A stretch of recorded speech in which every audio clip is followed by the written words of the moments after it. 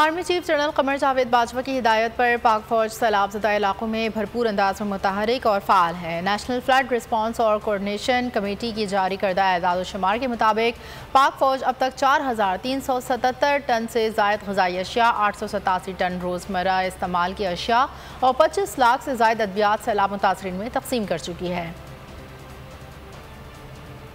मुल्क की तारीख में पेश आने वाले मुख्तलिफ हादसात और सानिहात पर बहाली के अमल में पाक फौज ने हमेशा हरावल दस्ते का किरदार अदा किया। वतन अजीज़ के मुख्तलिफ शहरों में पाक फौज का सैलाब से मुतासरा अफराद के लिए रेस्क्यू ऑपरेशन पूरी तरह से मुतहरिक और फ़ाल है। पाक आर्मी के 250 से ज़ायद मेडिकल कैंप्स में अब तक 98,000 से ज़ायद अफराद को तिब्बी इमदाद फराहम की जा चुकी है।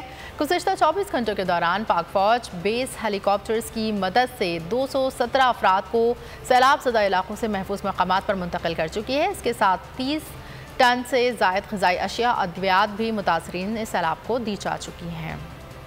सबसे ज्यादा व्यूज, सबसे ज्यादा रील्स और सबसे ज्यादा रेटिंग के साथ बोल अब भी नंबर 1 पोजीशन पर बरकरार। सब्सक्राइब करें और बेल दबाएं ताकि कोई खबर रह न जाए।